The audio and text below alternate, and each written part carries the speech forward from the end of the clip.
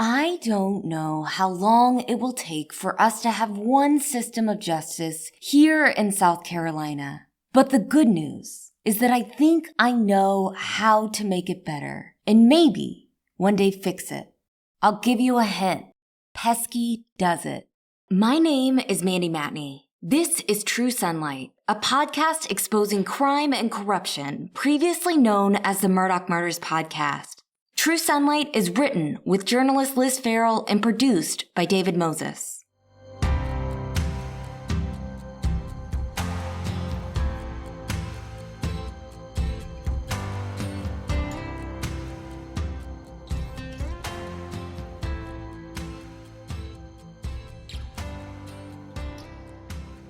June 7th marked the 2-year anniversary of Maggie and Paul Murdaugh's horrific murders. And I was just thinking about how much has changed in the last year. 1 year ago, we were sitting on the edge of our seats waiting for murder charges against Alex Murdaugh. For months, we had heard charges would be coming, and by the time the anniversary rolled around last June, it was hard to stay hopeful. We knew of the evidence stacked against Alex at the time. What was taking so long? What if our sources were just stringing us along all of this time for the fix? I mean this when I say that I never pictured us here in just 1 year, with Alex Murdaugh in prison serving 2 life sentences for the murders of his wife and son. The fact that Alex was charged with murder last July was a big deal in and of itself. But now that he has been convicted, and Russell Lafitte has been convicted of 6 felonies, and Corey Fleming pled guilty to a federal charge, well, we are in a place where we never thought we would be. And while trying to change an entire system at times feels impossible, in most days feels incredibly frustrating and slow, I think that it's important to look back on times like this and remind everyone that systemic change is possible. I hope that Paul and Maggie can rest easier now, knowing that their killer, the man who wrecked so many lives through his abuse of power and deception, has been exposed in the sunlight and brought to justice. And I hope that those who are still being manipulated by Alex Murdaugh eventually come to terms with the truth, that he's an immoral monster who deserves to be exactly where he is right now. And speaking of people being fooled by Alex, let's talk about what's going on with Dick and Jim.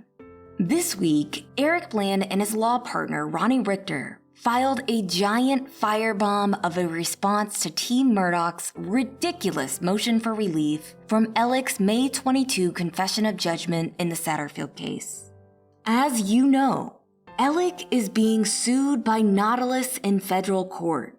Nautilus is the insurance company that agreed to pay nearly $4 million in their negotiated settlement with Alex and against Alex in the Satterfield case. Just listen to how screwed up those words are. Anyway, Nautilus wants their money back, and out of nowhere, Alex filed a motion that was like, I lied about how Gloria died, so the settlement is fraudulent and never should have happened. Go get your money from the Satterfields. Reminder, the Satterfields never got a penny of that settlement. But that hasn't stopped Alex and his team from twisting the truth and hoping their supporters will carry their water for them and repeat their lies online, which of course they have. Whether or not Gloria was knocked over by dogs had nothing to do with those settlements. It was, and always has been about the theft of the original settlement.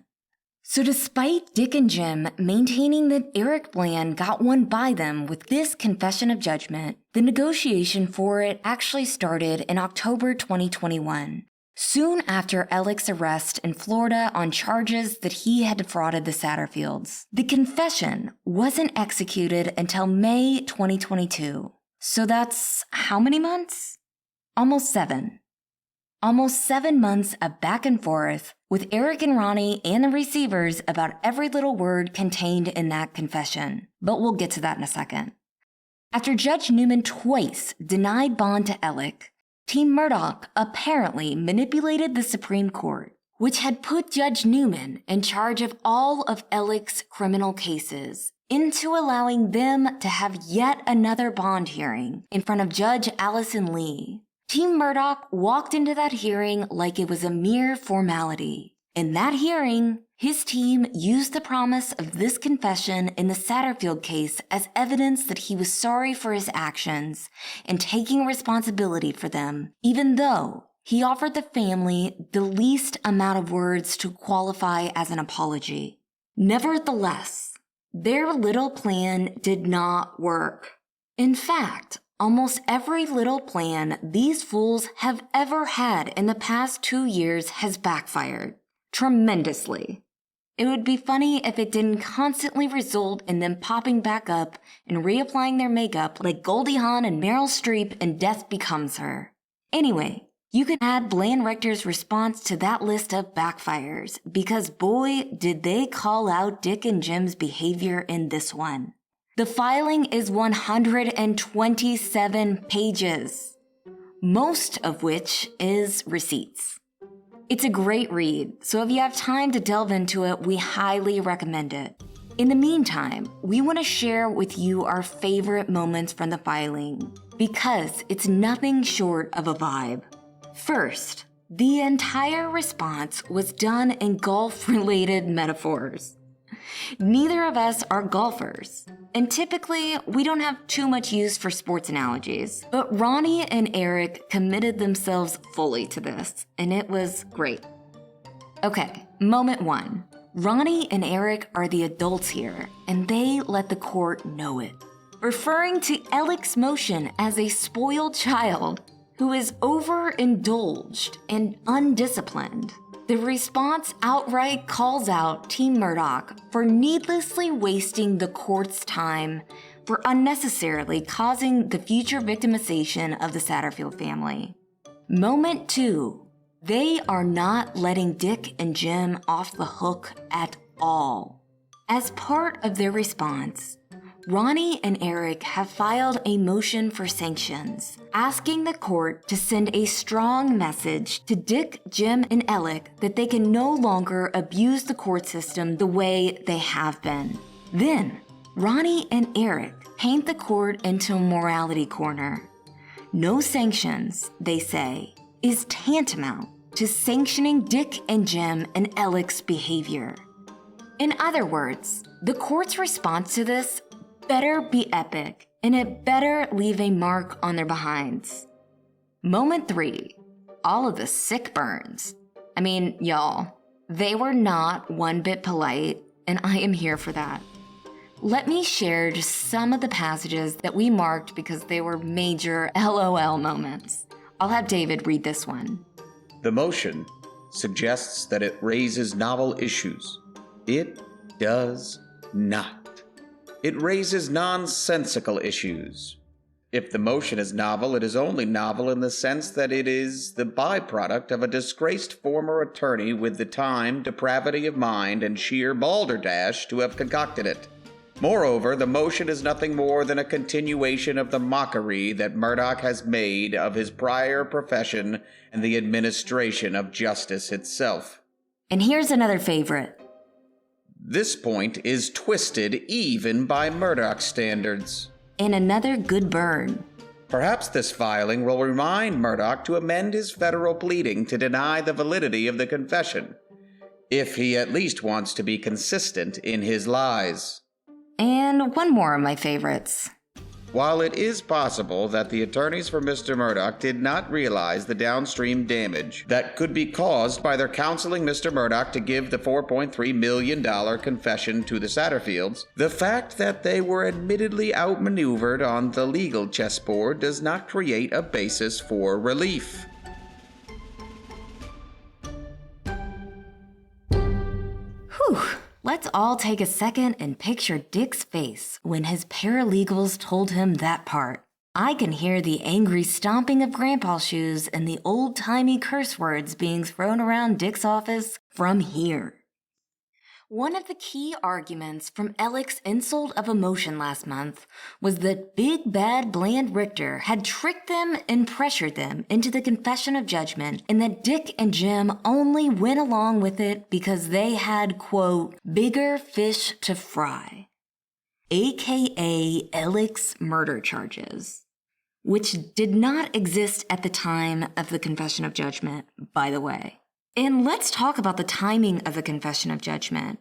Alec tried to use it as evidence that he is not the monster he appears to be during his January 2022 bond hearing. Was he using it again as a monster shield in May 2022 when the writing was on the wall for him about the murder charges? The answer to that is probably. Let me just say this. We make references sometimes about Dick and Jim and the Murdaugh family PR teams and the headlines they've been able to secure over the past few years. But there's something we have not talked about before, and that's the idea that Alex's PR team might also have been suggesting Dick and Jim's next moves in the courtroom.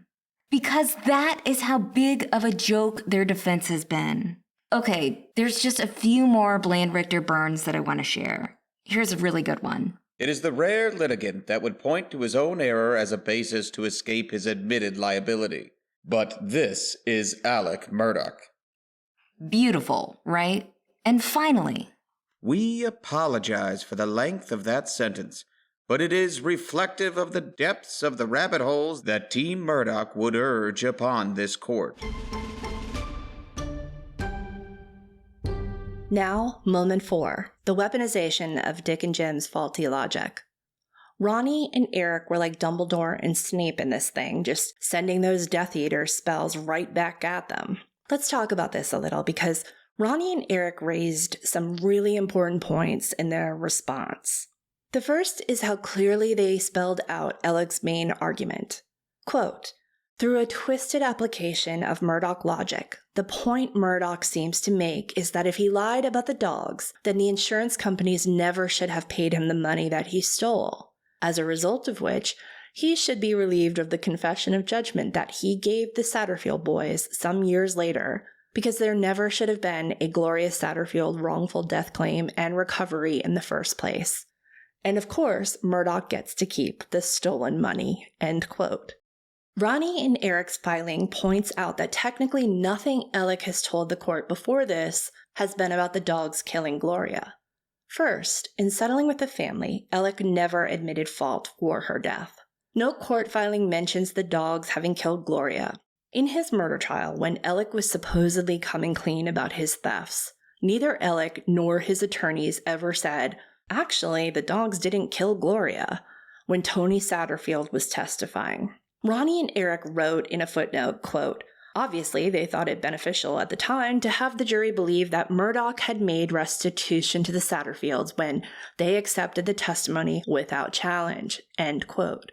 Next, Ronnie and Eric point out that Nautilus's decision to settle was solely an economic one.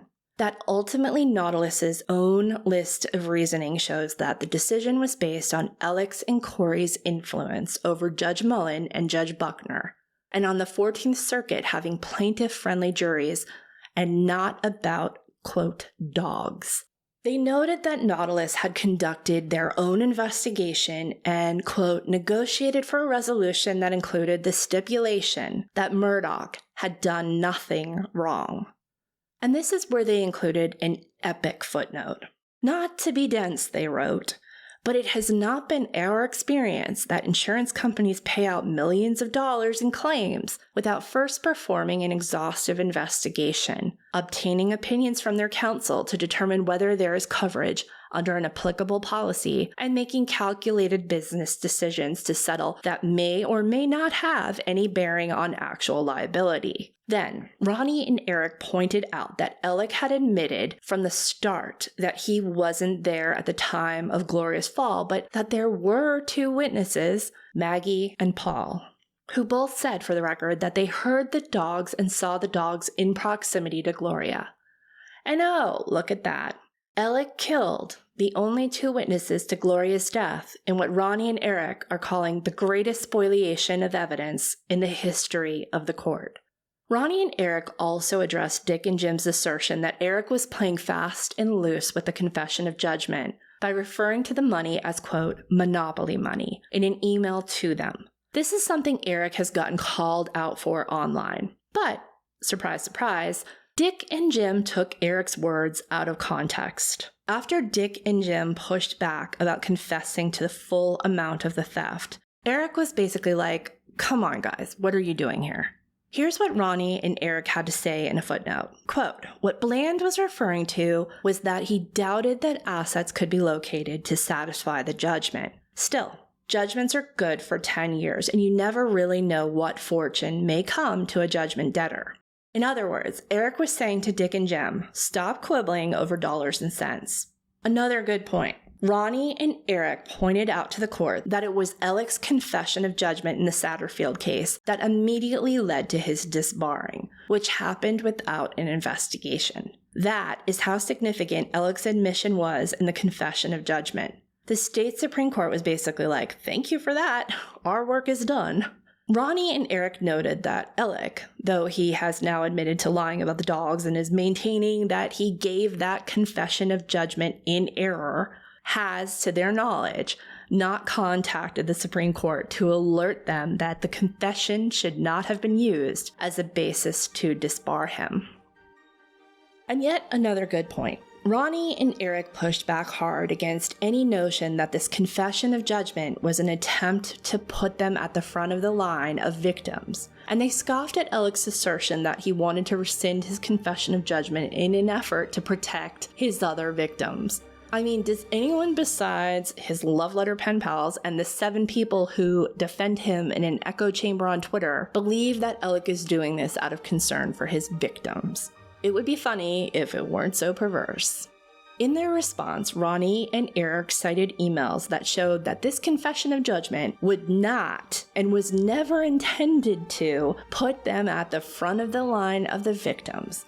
And they pointed out in the slickest of ways that Alex should know what it looks like to use a confession of judgment as a way to jump the line, because that is exactly what it looked like he was doing with his brother and former law partner in October 2021, when Alex tried to beat the clock on the receivership and confess judgment to debts he allegedly owed those 2 men. Ronnie and Eric were like, that is what it looks like when you're using the court system for your own buffoonery. Finally, my favorite point of all. Alex quotes same tired dialogue about his opioid addiction impeding his judgment at the time of his confession in the Satterfield case. In their motion for relief, Alex's attorneys made reference to Alex's drug habit as if he were addled during this time period, and as if Eric had been taking advantage of that to push this through. But Ronnie and Eric had some words to say about that. Actually, they're Alex's words, his own words to Judge Lee at the time the confession of judgment was first announced to the court in his effort to get bond. Quote, Murdaugh told Judge Lee on video that his head has never been clearer and that he is off of drugs, is exercising, and is healthy. Those must have been some powerful drugs to have rendered Murdaugh incapacitated for the 10 months or so when he entered rehab and presumably stopped taking drugs, and the time he finally executed the confession on May 27th, 2022. But we digress. End quote. Is there anything more satisfying than watching a narcissist and his arrogant team get flayed by their own weapons? Not that we know of. Oh wait, there's one thing that might be. Ronnie and Eric now plan to depose Dick and Jim. On Cup of Justice this week, we jokingly asked Eric if we can get hired as his paralegals so that we can be at that deposition. Obviously, that's not going to happen, but we might just make some suggestions for questions.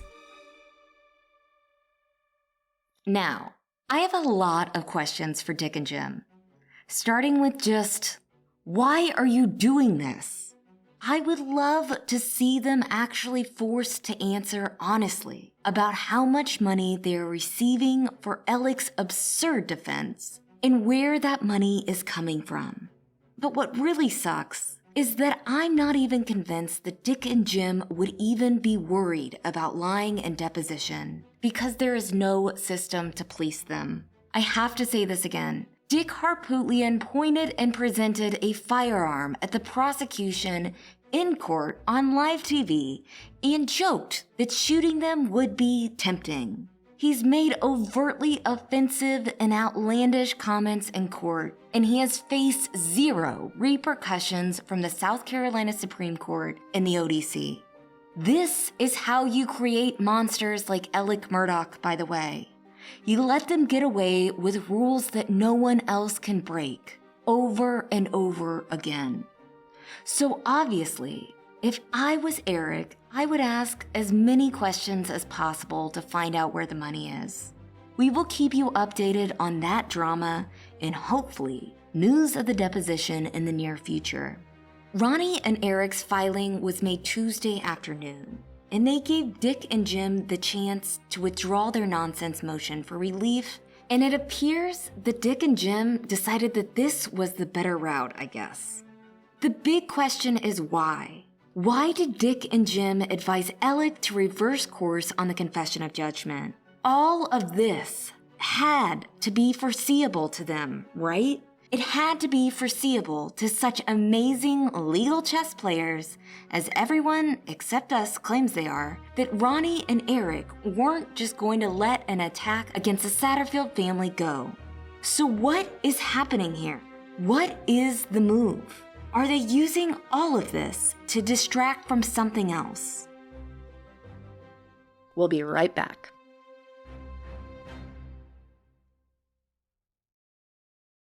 Speaking of distractions, we have a quick update in the Mallory Beach boat crash case, which is still set for mid-August.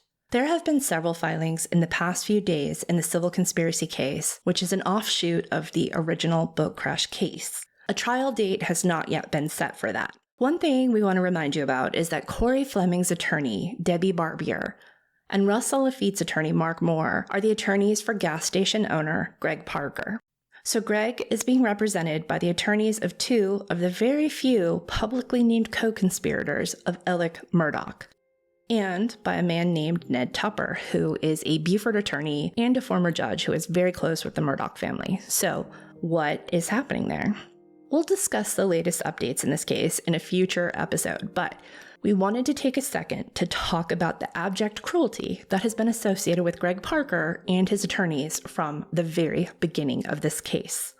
First, there's a brutal and slanderous online campaign attempting to discredit our reporting and attorney Mark Tinsley's character, which continues to this day. Then, there's the way the Beach family has been treated, and the way anyone who defends the Beach family has been treated. And the thing is this, all roads seem to lead to whatever it is that Parker's attorneys don't want us to know in this civil conspiracy case. To that end, these attorneys have filed another motion asking the court to remove Mark and now his co-counsel from the case. The motion is a lot like Alex's request for a reversal of his confession of judgment, in that it is hot nonsense balanced on very thin rails of narrowly interpreted facts taken out of context.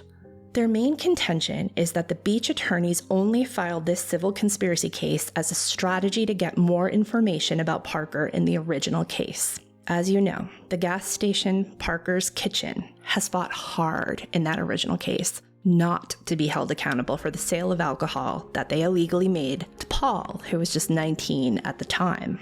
It's not clear why this gas station owner believes that Mark Tinsley would need a second case to gain any information when the facts are so clear in that original case. It is illegal to sell alcohol to minors, and the law defines people under age 21 as minors when it comes to alcohol. The law also recognizes that the reason laws are needed in terms of giving alcohol to minors is because minors can't make smart decisions when they are impaired by said alcohol. Like I said, it's simple, and as people who know Mark Tinsley, we can say there is no world in which he would subject the Beach family to more pain and trauma by filing a second lawsuit for funsies. Again, we'll talk about all of this more in the future. I bring it up now just to remind you about what's happening, and because I never want to miss an opportunity to mention that gas station owner Greg Parker appears to have looked at the Murdaugh case and thought to himself, whoever their attorneys are, sign me up. And then let's try some Murdaugh-y tricks. We hope that Judge Bentley Price, who is not an alumni of University of South Carolina School of Law, by the way, will continue to see through their nonsense and show the state that he's one judge who is not going to stand for the kind of nonsense that has historically been allowed. At some point, something has to give.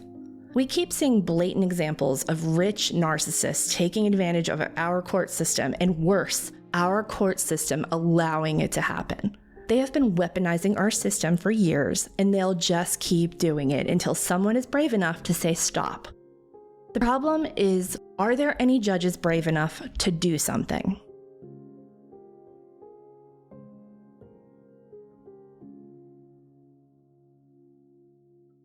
That brings us to the real thing that we want to talk about today. Judge Casey Manning and State Representative Todd Rutherford.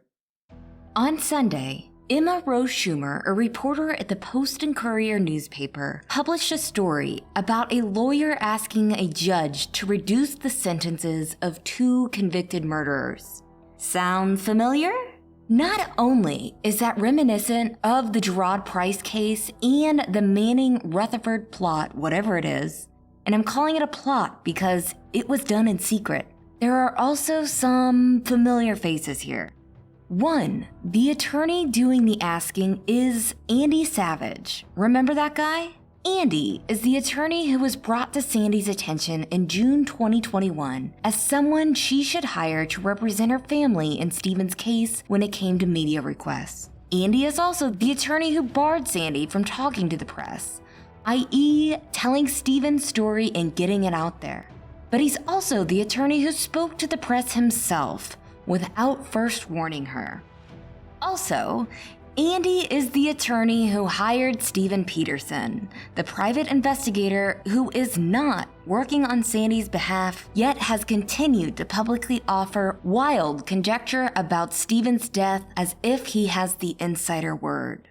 As it relates to this current issue, Andy Savage asked Judge Bentley Price to reduce the sentences of Matthew Fisher and Harry Duffy. Fisher was 16 in 2015 when he stabbed 17-year-old Lucas Kavanaugh to death in Mount Pleasant, which is just outside of Charleston. At the time, Fisher maintained that he stabbed Kavanaugh because he was defending himself during a feud over his girlfriend. But a week before Kavanaugh's murder, Fisher had talked about killing him in text messages. In 2017, Fisher pleaded guilty to manslaughter and was sentenced to just 18 years for Kavanaugh's murder. Harry Duffy of Berkeley County killed his 49-year-old wife, Mary Lou Zaskos Duffy, and his 20-year-old stepson, Jason Zaskos, in 1997. 2 years later, he pleaded guilty to voluntary manslaughter and was sentenced to 40 years in prison. We bring up this story for a few reasons. One, it's pretty galling that this hearing was held in the aftermath of the Jeroid Price secret sentencing reduction. These guys are so confident in this system that they created and then cultivated that they're just like, oh, fun, let's give it a whirl. Two, at least they held a hearing. At least Judge Price and Solicitor Scarlett Wilson's office did the right thing by conducting the public's business in public. Unlike Solicitor Byron Gibson, Judge Manning and Representative Rutherford, who did it all behind closed doors. 3. After the Jeroid Price case became public and Governor Henry McMaster ordered an accounting of how many similar sentence reductions had occurred in the past few years, a list was published with the names of those whose sentences had been cut, and a disturbing trend emerged. Judges had been sitting on motions to reconsider sentencing for years in some cases. Now, there are 2 things to know here. One is that Jeroid Price was released under an untested interpretation of a 2010 law that allowed solicitors to seek a reduction in sentencing for prisoners who had provided substantial assistance in criminal matters after the fact of their original sentencing. That law seemed intended as an incentive for prisoners to alert law enforcement to criminal activity that they learned of behind bars. So let's call that the substantial assistance law. Most of the names on the governor's list were not those who had received sentence reductions under that new law. Instead, they had their sentences shortened after the judge who sentenced them was asked to reconsider their original decision. This is a normal and rote part of the sentencing process. A defendant is found guilty or pleads guilty, is sentenced, and then has 10 days to file what's called a Rule 29 motion for reconsideration. 10 days. Or, if new information comes to light that could affect their sentencing, they have a year after that information came to light. What is not normal, or rather what should not be normal, is judges sitting on those motions for great lengths of time.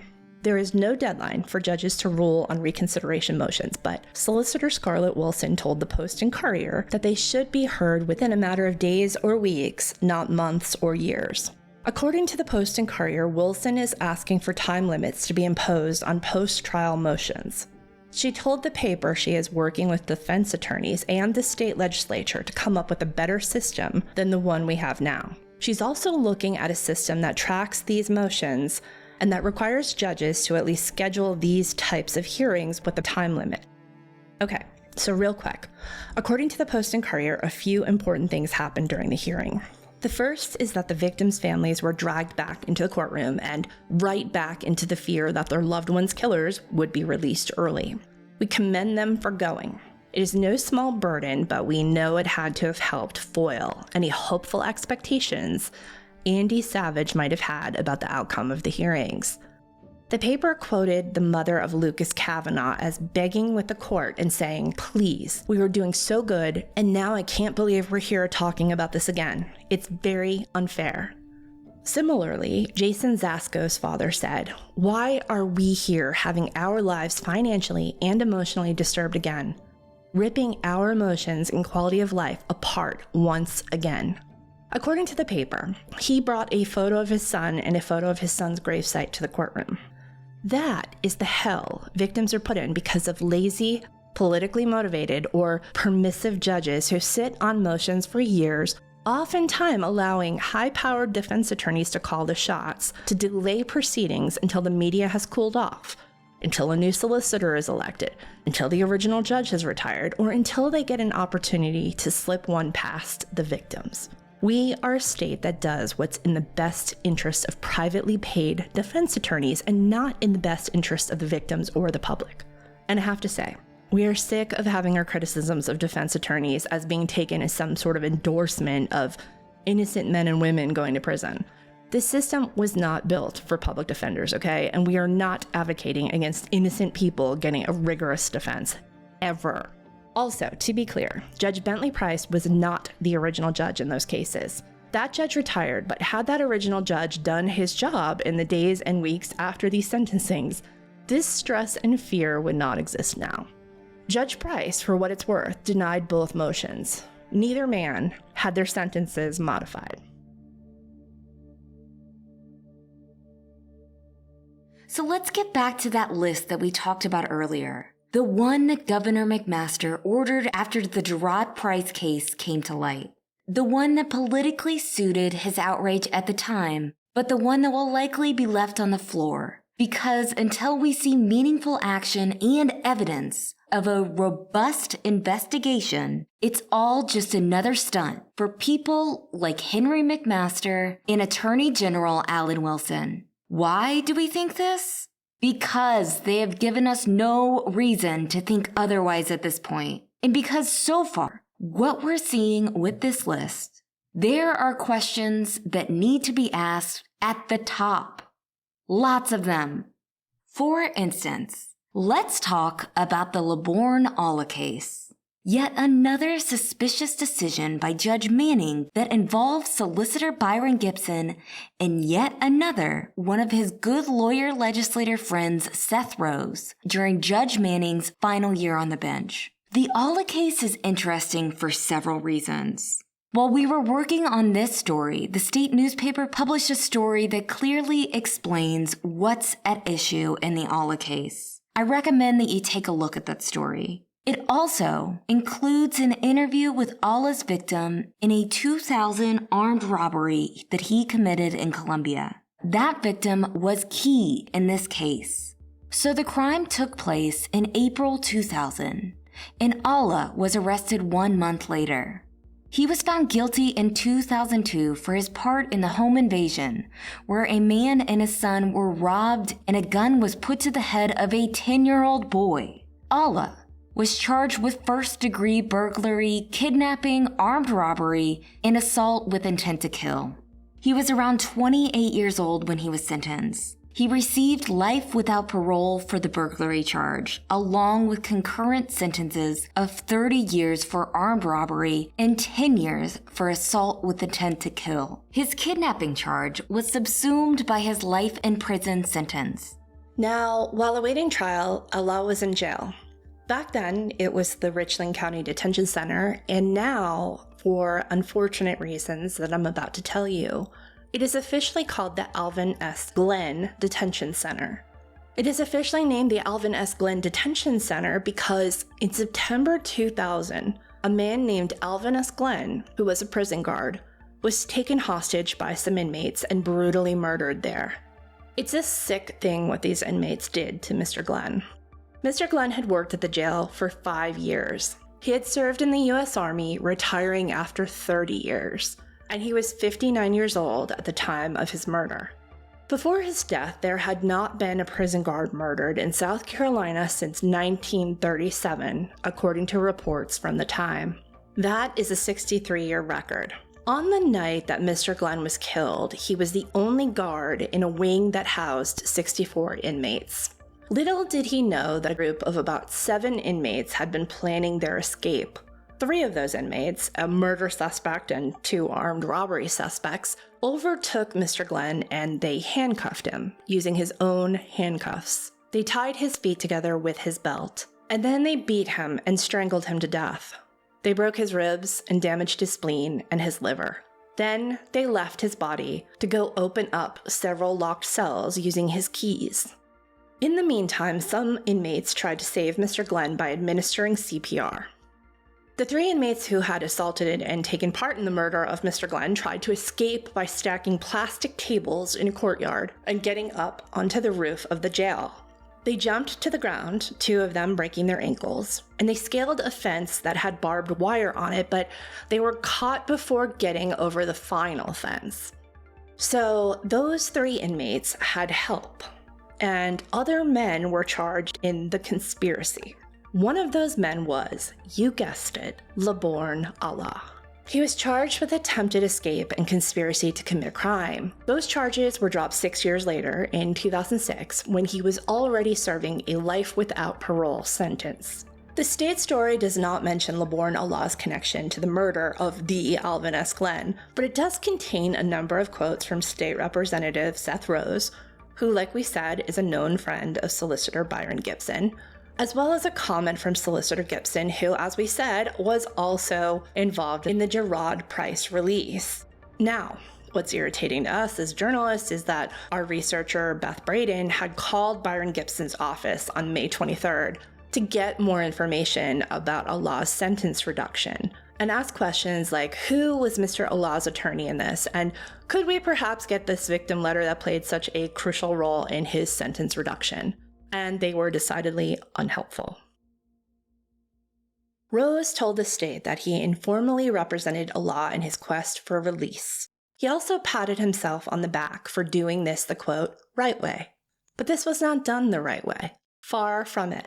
Because guess what? There is no law that exists that allows a solicitor, a defense attorney, and a judge to just decide on their own that a convicted felon's life sentence should be reduced. And then poof, it gets reduced. According to the state newspaper, Allah's family, with the help of State Representative Rose, approached the victim in Allah's armed robbery and asked him to help them in securing Allah's early release. So one question you might have right now is, does Allah deserve to have his life sentence reduced to 30 years? Well, first, let's talk about Allah's efforts to free himself. As we said, in 2000, he was named as a member of the Alvin S. Glenn conspiracy to escape. After getting sentenced for the 2000 home invasion and other various drug charges, Allah made various applications to the state to have his case looked at again. In 2017, Judge Casey Manning denied Allah's application for post-conviction relief in a 15-page opinion. Interesting, right? So, while Allah was trying to get out of prison, he was also getting into trouble behind bars. In 2015, he got in trouble twice for his role in staging some sort of unauthorized act. In 2017, he got in trouble over the use of a cell phone. In 2020, he got in trouble twice for creating a disturbance and once over the use of a cell phone. And in 2021, he got in trouble over possessing some sort of narcotic. And then, a year after that, along came Seth Rose, Byron Gibson, and Casey Manning. Now, Byron Gibson's response to the state regarding what authority he had to initiate and execute this deal was, "Show me where it says I can't do this." First Circuit solicitor David Pascoe, who worked for the Fifth Circuit during the time and was the original prosecutor on Allah's case, made some good points about this in the state newspaper. He said that even if it can be done, doesn't mean it should be done. So, okay, there are major concerns here.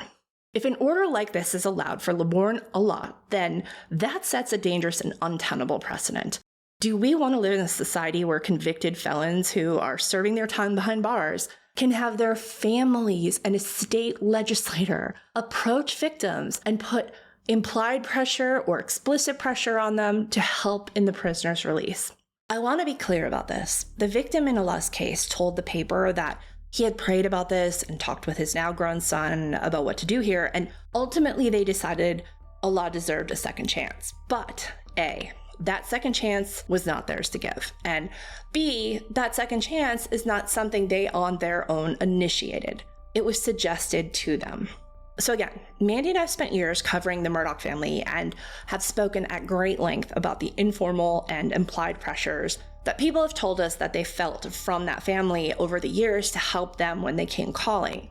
This little arrangement that Gibson, Rose, and Manning created allows for and rewards exactly the thing we want to put an end to because of the effect it has had on our fellow citizens in South Carolina.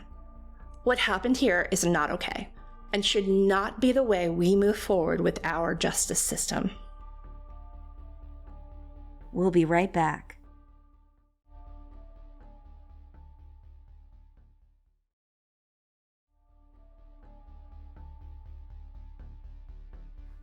It is sometimes surreal to sit here and think about all the ways the system continues to reward the powerful by allowing for unorthodox things like this.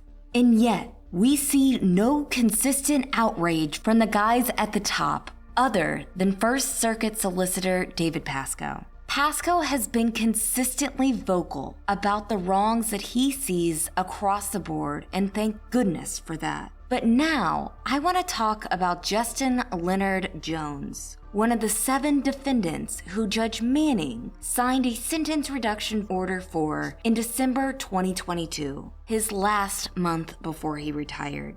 I have to mention this because it's odd. The same judge who released Price right before he retired also made 7 other sentence reduction orders in that month.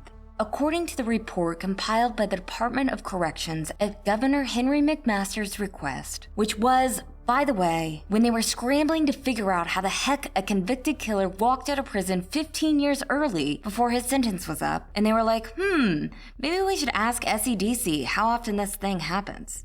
That is what this report is. So Judge Manning is one of 49 circuit judges in South Carolina. And yet, he signed 8 of the 27 orders in those 16 months. 7 of the 27 orders, a whole 4th of them, were signed by Manning the month before he retired. That's a little odd, right? SEDC's report lists 27 sentence reduction orders between January 2022 and April 24th, 2022. Like Jeroid Price, Jones was represented by State Rep Todd Rutherford. And he too got a December sweetheart deal from both Judge Casey Manning and Solicitor Byron Gibson's office. Jones is only 29 years old, but a quick look at his record shows that he has been in and out of jail since he was a teenager. Jones pleaded guilty to strong-arm robbery and attempted murder in 2015. It appears that he was sentenced to 12 years in prison but got out sometime in 2019. That is not even 5 years later. In December 2019, Jones was back in the system, arrested on 3 drug charges, including crack possession and manufacturing a controlled substance. He was let out on a PR bond that day and apparently given an ankle monitor. But that did not keep him out of trouble. As we've reported before, the ankle monitoring system in South Carolina is trash. Check out episode 40 on the Bowen Turner case for more on that. But it's a part of the reason why Russell Laffitte has 2 ankle monitors. The federal government decided that the state's ankle monitor was so ineffective that they ordered him to wear one of theirs as well. The monitoring is run by private bond companies, and there's no financial incentive for them to report breaches of the house arrest because they literally make money off of these guys not being in jail. So, in September 2020, Jones, wearing his ankle monitor, was arrested for 2 weapons charges and again was released quickly on a low bond. And in October 2020, Jones was arrested again and charged with removing, destroying, or circumventing electronic monitoring, a charge I have honestly not seen before. This time, he was given a $5,000 bond and spent a whole 2 days behind bars. But wait, there's more. On December 31st, 2020, Jones was charged again with cocaine possession and again got a $5,000 bond. Do y'all see that revolving door swinging?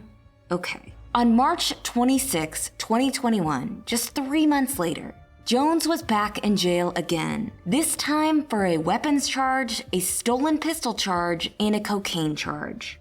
You would think that the court or the solicitor's office would have taken a look at this guy's arrest record and said, illegal drugs, illegal weapons, something bad is going on here. But they didn't.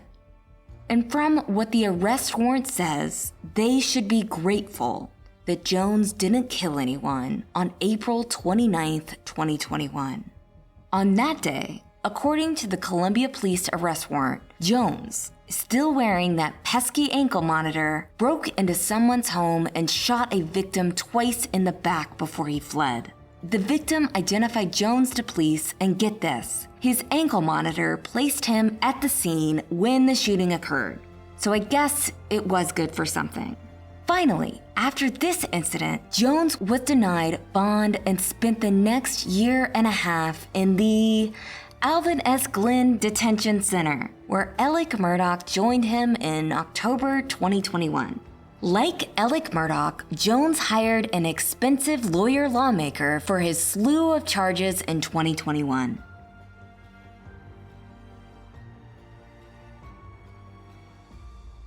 In October 2022, Solicitor Byron Gibson, who counts State Representative Todd Rutherford among his friends, dropped 4 charges against Jones. 2 for weapons, 1 for drugs, and 1 for his ankle monitor. Just dismissed them. That left Jones with 5 outstanding charges.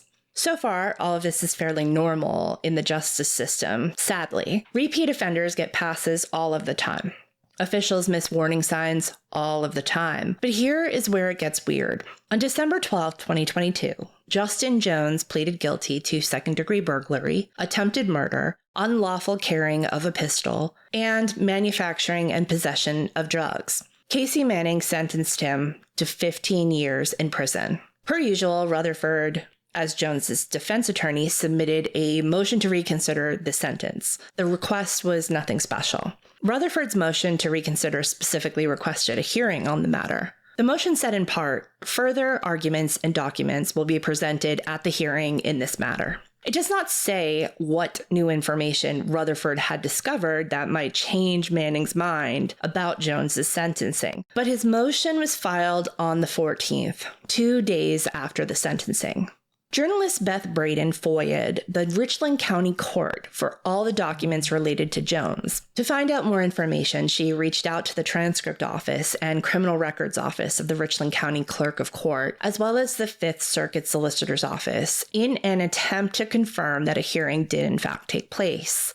The solicitor's office said they do not have calendars that go back that far and referred us back to the clerk of court, meaning Byron Gibson's own office claims it does not have a record showing whether or not a hearing took place 6 months ago that resulted in a significant change to one of their cases. It is a simple question that should have had an immediate and clear answer. But no, that's not how these things work. The transcript office for the clerk of court, which the solicitor's office had sent us to, also sent us back to the records office.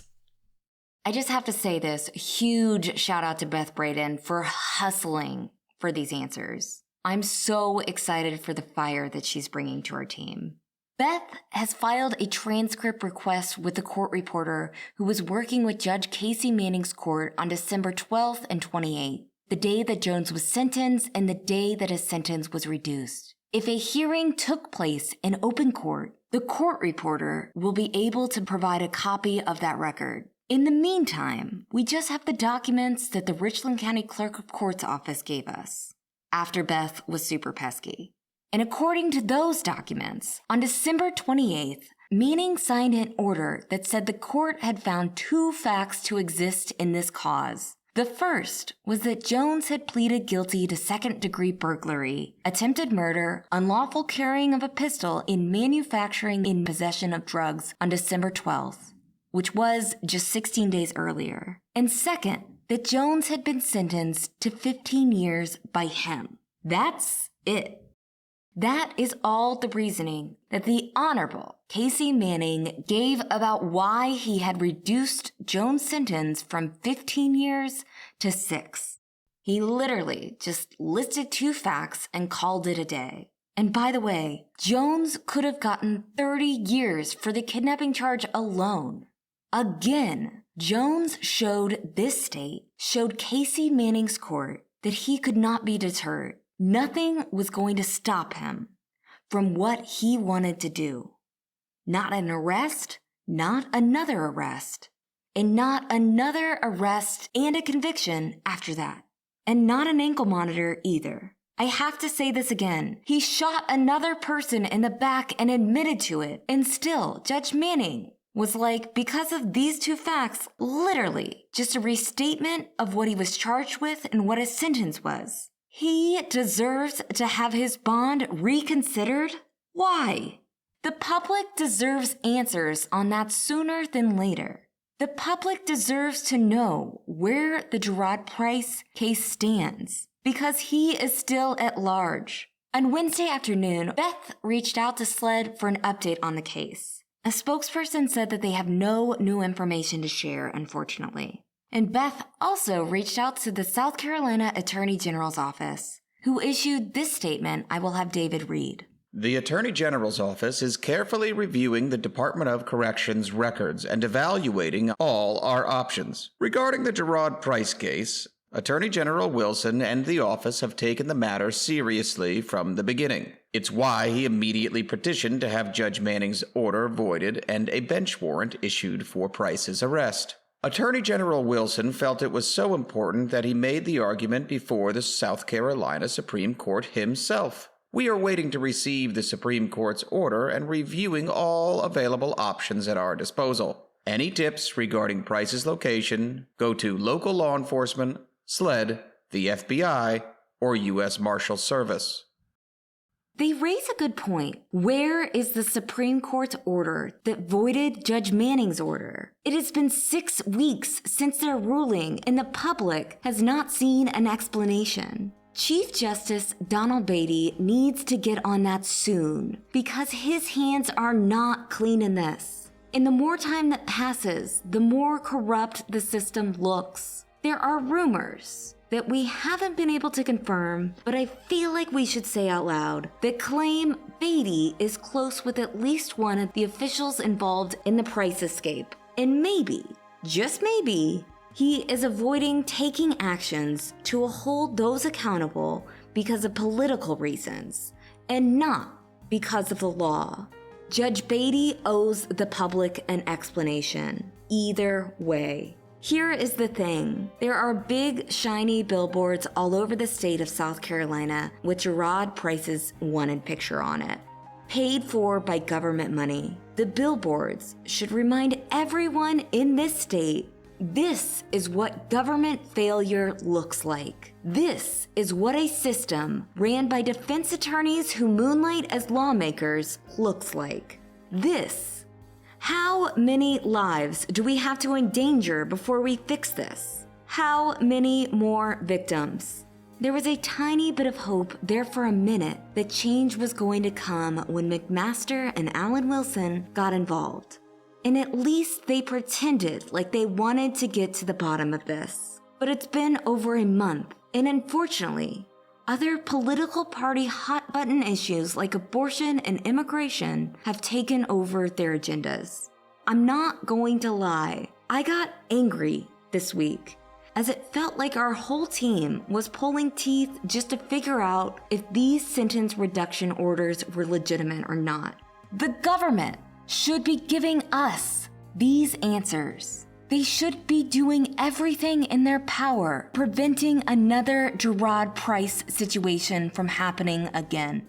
A majority of the 27 inmates whose orders were reduced, including Alla and Jones, are projected to be released within the next few years. The clock is ticking, and we cannot afford to have another oopsie violent criminal released from prison and we all pretend to repair the damage with billboards. Like Alex Murdaugh, Jeroid Price is a product of a broken system. If Attorney General Alan Wilson and Governor Henry McMaster actually care about public safety and actually care about repairing the public's trust in the system, they have got to get to the root of this by holding those responsible accountable for their actions, not just sweeping it under the rug and going on to the next hot button issue.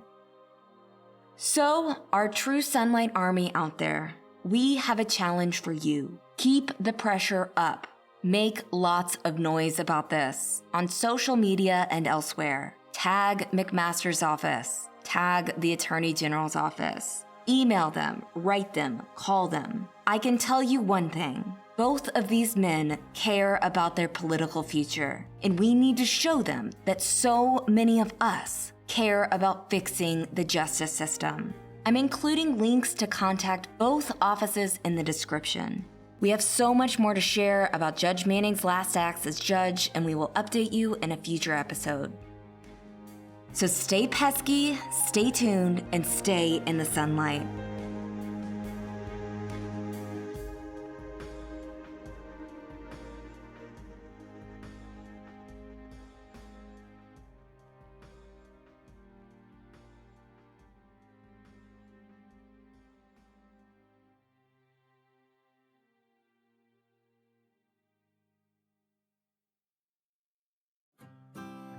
True Sunlight is created by me, Mandy Matney, co-hosted by journalist Liz Farrell, and produced by my husband, David Moses. True Sunlight is a Luna Shark production. Right, Luna?